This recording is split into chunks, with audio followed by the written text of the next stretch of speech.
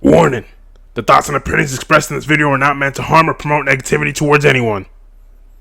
On the other hand, DTH is a and he just trying to laugh. What's up, people? You know what, man? I'm gonna stop pretending. Let's stop playing around. You know, I'm gonna talk to y'all in my real voice. You know, I've been holding back. I'm tired of holding back. You know, ever since I got my haircut, you know, I've been feeling different. Let's get into it. You know, I'm trying to meet some ladies out there. You know, trying to, do some.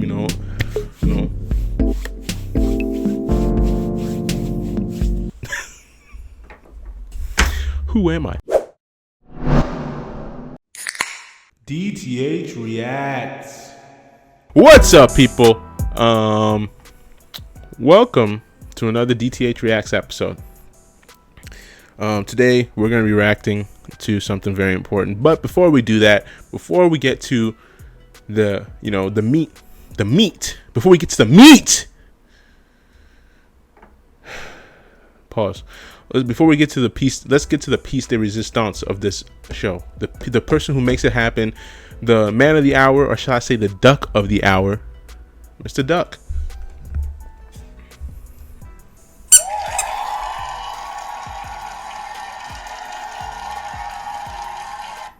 All right, that's enough. Chill out. Okay, chill out. Dang.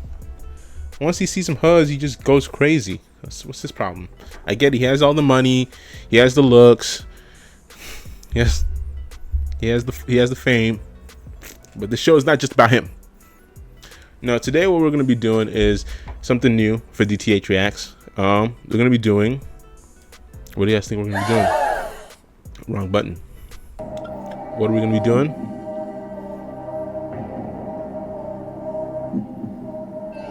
We're doing movie recommendations or TV show recommendations.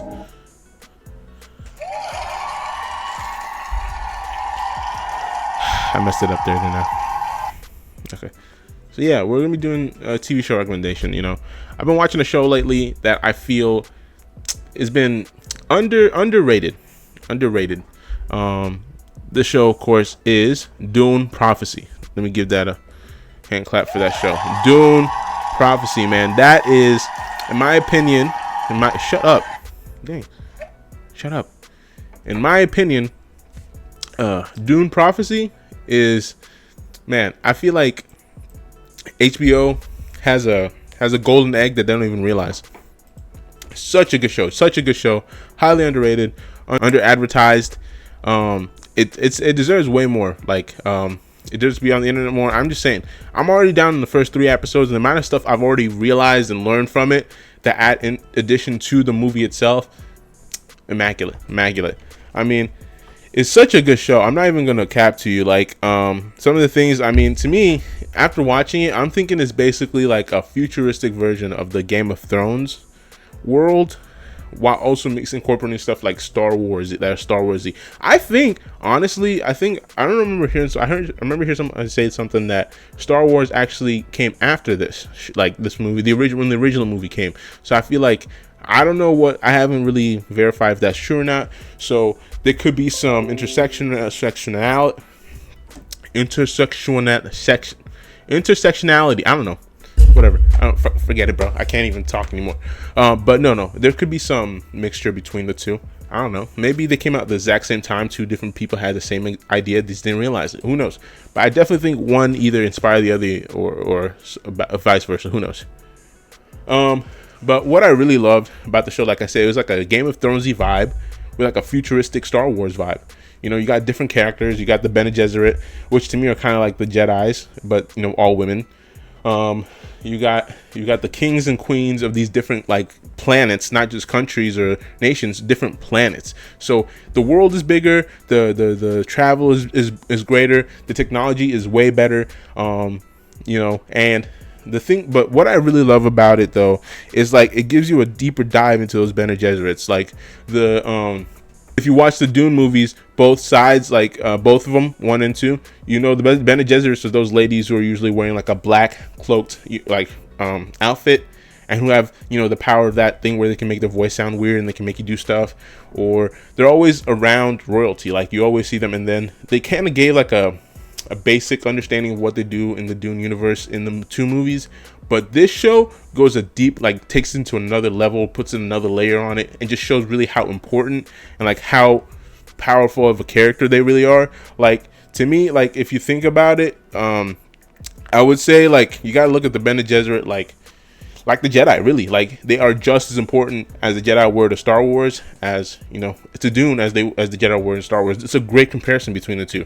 Like, specialized group of people with certain abilities who aren't really trying to be the rulers of the universe, but trying to be the peacekeepers, to say. Like, there's definitely some bigger differences, and I feel like it's a little bit more realistic than Jedis. Like, Jedis have this altruistic, you know, oh, we don't fight, we stand back type of way of things. The Bene Gesserit's a little bit darker, it's a little bit different, you know. It's kind of like, it's really interesting if you like paying attention to what they're doing.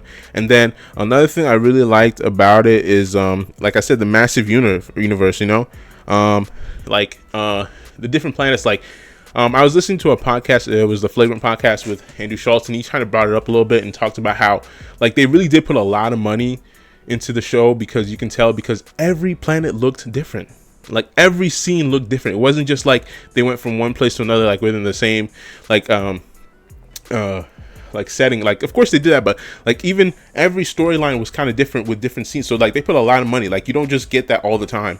So HBO, I feel like, really did put a lot of money into this. I wonder if it's it's definitely due to the popularity of the Dune movies, but I feel like they did a really good job of pushing that popularity and that financial into the show. And I feel like watching the show is really gonna help into the next movie. You know, there's another movie gonna come out, and I think they're doing something really smart, which is still keeping that flame up for Dune. You know, if they just let it die down over the years, and everybody be like, I don't really want to watch the next one. I've watched, you know, but now you kind of get like a feeling like, I gotta watch the next one. Like, I feel like I gotta watch the next one. I'm already in the first 3 episodes of the show, and I feel like I can't wait for the next Dune movie, because I want to see how what I've learned from the show is gonna play into the movie. So that's pretty awesome as it is.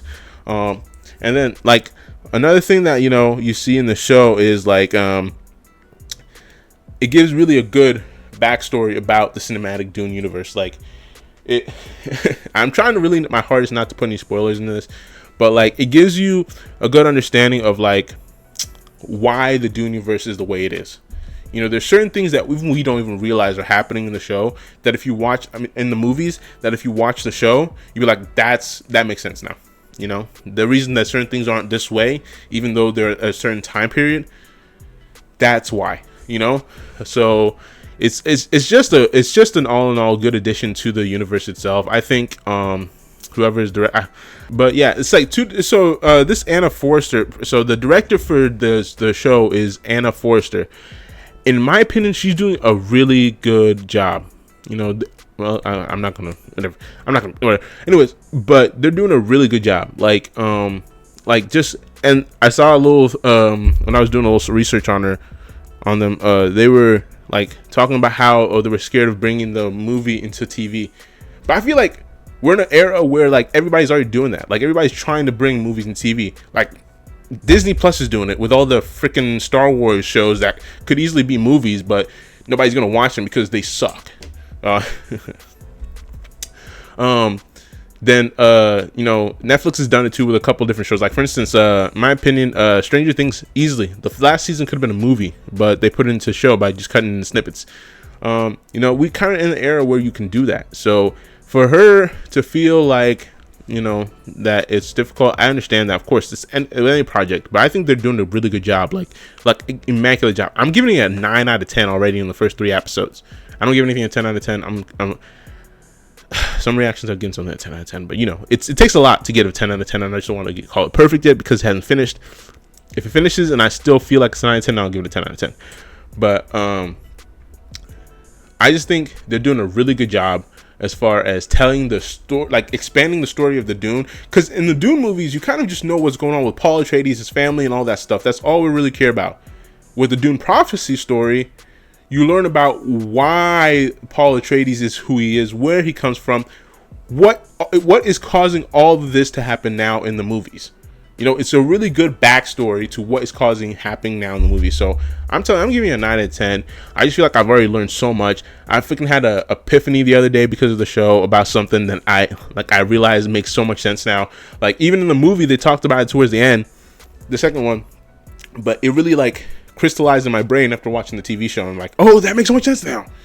So yeah, I just think it's very rare because you don't see this too many times where, you know, you see a major motion movie have a good sideshow like storyline. Like, it's also a cool aspect, especially as a fan, especially as a casual who doesn't really know anything about the storyline. I don't read the books. I haven't watched the old movies, so I don't really know anything about the story, just except for the 2 movies that I've watched. Like, as a casual, you feel like, oh my gosh, I'm getting more in depth. I feel like I'm going down that rabbit hole. So it's pretty cool. I would say go watch it. I'm giving it a 9 out of 10. Definitely one of the best shows this year. I tried to compare it to Penguin a little bit. Not in the, like, they don't really have anything to do with each other, but just how interesting it is. Penguin, I still think is slightly better just because of everything that came into Penguin. Like, Penguin, the acting, the costume, you didn't even know that was Colin Farrell until maybe towards a couple episodes later, or some people until the end of the show. And just how they really put so much into just learning about the Penguin, and the fact that they went the whole show and he never said, "I'm the Penguin," and you still just like love like the whole aspect. It was just such a mysterious, good show. The Penguin is just so good. I think it's still better than this, but for this show, I think everything that comes with it and everything that is producing to go with the movies, I think it's doing a great job. I don't think I know too many shows who can do that. Like the Star Wars franchise, frankly, I think that's where they're failing. They're not making movies for casuals that gets you connected to the major motion picture movies, because the movies also did, in a sense, flop. They did good because, of course, the name, but I don't think they can push a Star Wars movie out now that would do as great as some of the old ones ever did. So, but either way, I think this is a great show. Go watch it. As always, like, comment, subscribe below. Let me know what you think about it. Let me know if you've seen it. Let me know if you think the show is actually great, like exciting. Let me know if I'm being stupid and the show is actually a pile of donkey butt. You know, let me know. As always, again, like I said, like, comment, subscribe. Come on, follow my Instagram, follow my Twitch, follow my Twitter. You know, let's get some stuff started. You know, come mess with me, bro. Like, let's get this going, bro. Like, come on, give a guy a chance. I'm a fun guy.